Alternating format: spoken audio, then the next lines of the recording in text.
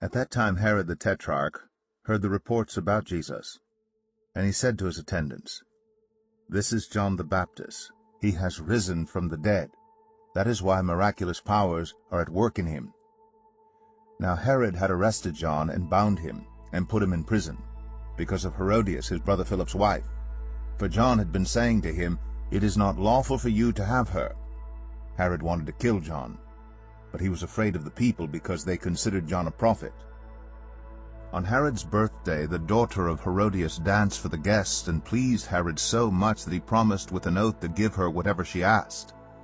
Prompted by her mother, she said, "Give me here on a platter the head of John the Baptist." The king was distressed, but because of his oaths and his dinner guests, he ordered that her request to be granted, and had John beheaded in the prison. His head was brought in on a platter and given to the girl, who carried it to her mother.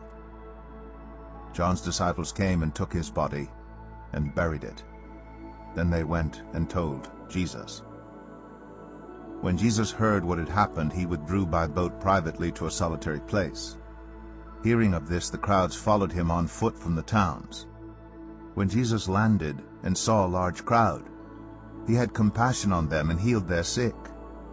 As evening approached, the disciples came to him and said, "This is a remote place, and it's already getting late. Send the crowds away so they can go to the villages and buy themselves some food." Jesus replied, "They do not need to go away. You give them something to eat." "We have here only 5 loaves of bread and 2 fish," they answered. "Bring them here to me," he said. And he directed the people to sit down on the grass. Taking the 5 loaves and the 2 fish and looking up to heaven, he gave thanks and broke the loaves. Then he gave them to the disciples, and the disciples gave them to the people. They all ate and were satisfied. And the disciples picked up 12 basketfuls of broken pieces that were left over. The number of those who ate was about 5,000 men, besides women and children. Immediately Jesus made the disciples get into the boat and go on ahead of him to the other side while he dismissed the crowd. After he had dismissed them, he went up on a mountainside by himself to pray. Later that night he was there alone, and the boat was already a considerable distance from land, buffeted by the waves because the wind was against it. Shortly before dawn, Jesus went out to them, walking on the lake. When the disciples saw him walking on the lake, they were terrified. "It's a ghost," they said, and cried out in fear. But Jesus immediately said to them, "Take courage, it is I, don't be afraid." "Lord, if it's you," Peter replied, "tell me to come to you on the water." "Come," he said. Then Peter got down out of the boat, walked on the water, and came toward Jesus. But when he saw the wind, he was afraid, and beginning to sink, he cried out, "Lord, save me!"